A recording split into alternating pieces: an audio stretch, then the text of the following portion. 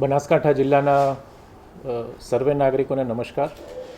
ભારત સરકાર અને રાજ્ય સરકારની સૂચના મુજબ આવતીકાલે સાંજે 4 વાગ્યાના રોજ સમગ્ર બનાસકાંઠા જિલ્લામાં ઓપરેશન અભ્યાસ અંતર્ગત 3 જેટલા સ્થળોએ પૂર્વ તૈયારીના ભાગરૂપે મોક ડ્રીલ યોજાવાની છે.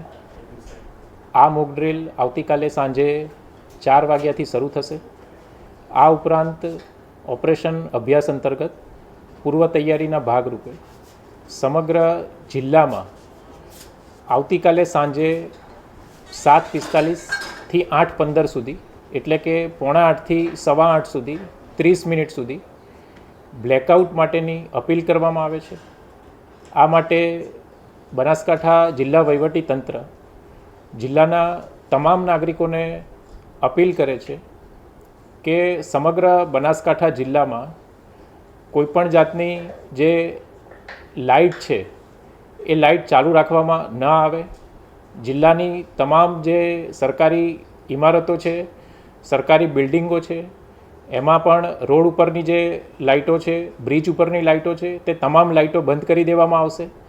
આ ઉપરાંત સરકારના સમર્થન માટે જિલ્લાના તમામ નાગરિકોને હું ફરીવાર અપીલ કરું છું કે આવતીકાલે 7:45થી 8:15 વાગ્યા સુધી સમગ્ર બનાસકાંઠા જિલ્લામાં ઓપરેશન અભ્યાસ અંતર્ગત બ્લેકઆઉટ હોવાથી નાગરિકો સામે ચાલી અને પોતાના ઘરની કોમર્શિયલ જે કોમ્પ્લેક્સ છે, ફેક્ટરીઓ છે, ઇન્ડસ્ટ્રી છે, એ તમામ જે વિસ્તારો છે એમાં લાઇટ બંધ રાખે.